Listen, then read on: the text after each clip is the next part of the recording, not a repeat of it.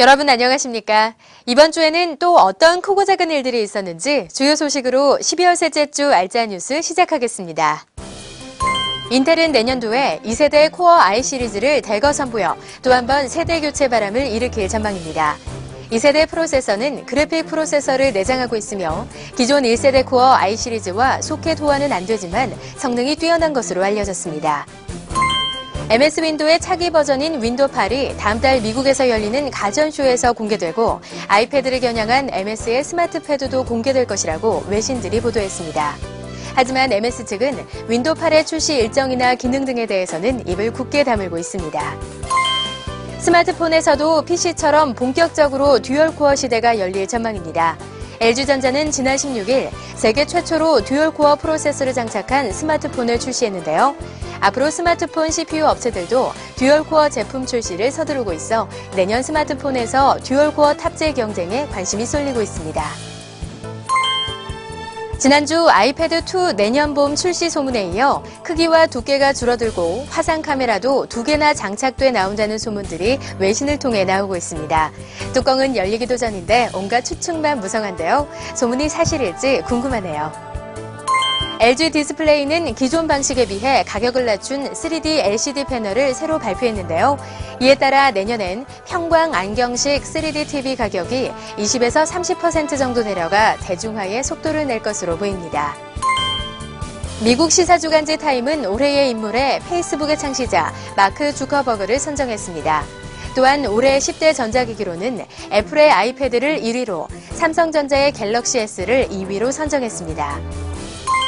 삼성경제연구소가 선정한 올해 10대 히트 상품 제품으로는 스마트폰과 태블릿 PC가, 서비스 및 기타 분야에서는 슈퍼스타 K2와 여자 국가대표 축구, 소셜미디어 등이 뽑혔습니다. 애플이 선정한 올해 가장 많이 팔린 앱은 핀란드에서 만든 앵그리버드 게임인 것으로 나왔습니다. 지난 1년간 무려 5천만 다운로드 건수를 기록했는데요. 하지만 우리나라에서는 크게 주목을 받지 못하고 있습니다. 게임법 때문에 한국 계정으로는 구매할 수 없으며 외국 계정을 통해 구매해야 하기 때문입니다. 삼성전자는 내년에 스마트폰과 스마트 TV, 디지털 카메라 등을 아우르는 독자 운영체제 플랫폼 바다2를 출시하기로 했습니다. 지금보다 10배 빠른 와이파이 시대가 올 것으로 보입니다. 방송통신위원회가 와이파이처럼 주파수 허가 없이 설치할 수 있는 비면허 무선기기에 대한 규제를 완화했기 때문인데요. 현재보다 10배 빠른 기가급 와이파이 서비스가 머지않을 전망입니다. 애플이 13인치 이하 맥북에 엔비디아 그래픽 처리 장치 대신 CPU와 GPU가 통합된 인텔의 샌디브리지 프로세서를 사용하기로 했다고 CNET이 보도했습니다. 롯데마트의 통큰 마케팅이 넷북에까지 이어지고 있습니다. 통큰 치킨에 이어 20만 원대 넷북을 판매하고 있는데요. 저렴한 가격이라는 의견과 함께 미끼 상품이 아니냐는 논란도 있습니다. 월드 오브 워크래프트의 대격변이 출시 24시간 만에 330만 장이 판매됐으며 게임 순위 사이트에서 가파른 상승세를 보이고 있는 등 인기를 끌고 있습니다. 방학 시즌을 맞아 게임 업계들이 대작들을 선보이는데요. 블리자드는 지난 9일 월드 오브 워크래프트 대격변 오픈 베타 서비스를 실시하며 흥행몰이를 시작했고 NHN 한게임은 내년 1월 11일 오전 6시 테라이의 공개 서비스를 실시한다고 밝혔습니다.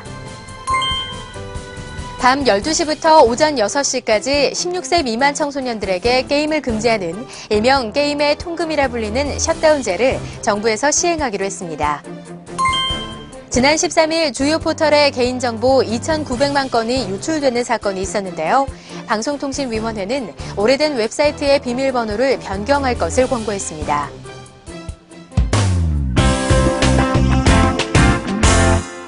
다사다난했던 한 해만큼이나 데스크톱 CPU 시장도 다양한 이슈들을 만들어내며 PC 사용자들의 관심을 끌었는데요.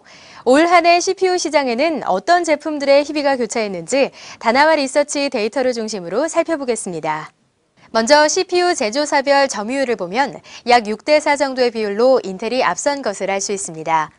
두 업체의 점유율을 월별로 살펴보면 상반기에는 10% 내외의 적은 차이를 보이다 하반기에 들어서면서 그 차이가 점점 벌어졌습니다. 이것은 인텔 코어 i5, i3 제품의 판매 호조에 힘입은 것인데요.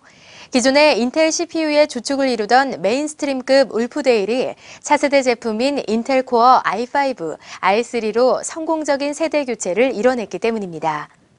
다음으로 CPU 소켓별 점유율은 AMD의 AM3 소켓과 인텔의 1156, 775 소켓이 엎치락뒤치락 했는데요. 이 가운데 AM3 소켓이 가장 높은 점유율을 보였습니다.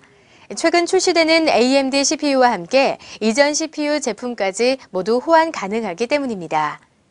인텔 플랫폼의 경우 1년 전까지만 해도 775 소켓 제품들이 대세였지만 메인스트림급 제품들이 코어 i3, i5로 세대 교체를 하면서 이를 탑재할 수 있는 1156 소켓 제품의 판매량이 늘어났습니다. 코어별 점유율에서는 여전히 대세는 듀얼 코어라는 것을 알 수 있습니다. 많은 사람들이 쿼드코어 CPU의 판매량이 올해를 기점으로 크게 상승할 것이라 예상했는데요. 결국 10만 원대 내외의 저렴한 가격으로 무장한 듀얼코어 CPU의 판매량을 넘지는 못했습니다. 아직까지 가격 대비 성능 면에서 많은 소비자들이 듀얼코어 CPU를 선호하고 있음을 단적으로 알 수 있습니다. 제조사의 브랜드별 점유율을 살펴보면 인텔은 코어 i5 제품군의 선전이 돋보였으며 AMD는 에슬론2 X2의 판매량이 가장 높았습니다. 또한 코어 i3 제품군의 가파른 판매량 상승도 눈에 띄는데요. 이것은 GPU가 내장된 i3 제품들이 출시와 함께 꾸준히 좋은 반응을 얻으면서 에슬론2 X2의 판매량을 위협할 정도로 성장했기 때문입니다. 마지막으로 2010년 가장 많이 팔렸던 CPU 10위까지를 살펴보면 인텔과 AMD가 각각 5개로 비슷한 양상을 보였습니다.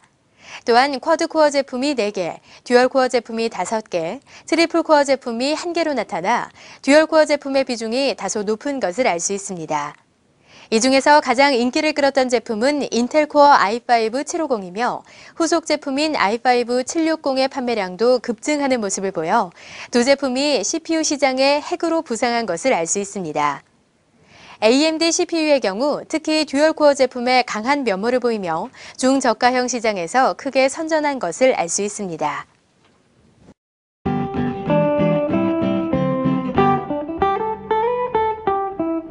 AMD 코리아는 새로운 그래픽카드를 출시했습니다. 이 제품은 고성능 게임을 즐기는 게이머를 위한 최상급 그래픽카드로 2세대 마이크로소프트 다이렉트X 12를 지원하며 실시간으로 소모 전력을 조절하는 AMD 파워튠 전원 관리 기술을 제공합니다. LG전자는 신세대를 겨냥한 휴대전화 옵티머스 시크를 출시했습니다. 3.2인치 액정에 500만 화소 카메라, 지상파 DMB 기능 등이 있으며 LG U+ 등을 통해 판매할 예정입니다. 알파스캔에서 새로운 모니터를 출시했습니다. 기존 TLED 24의 계보를 잇는 모니터로 LED 백라이트를 사용해 소비 전력을 줄였으며 500만 대 1 동적 명암비와 빠른 응답 속도가 특징입니다. 스테레오 스피커가 내장되어 있으며 HDMI 단자까지 다양하게 지원합니다. 추운 겨울철에도 사용할 수 있는 터치스크린용 장갑이 나왔습니다.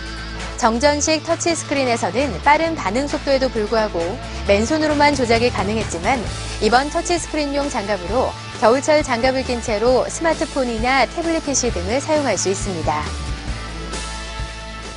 올 한 해도 2주 정도 남았습니다. 다음 주부터는 올 한 해 각 부문별로 어떤 이슈들이 있었는지 정리해서 알아보겠습니다. 저는 다음 시간에 뵙겠습니다. 고맙습니다.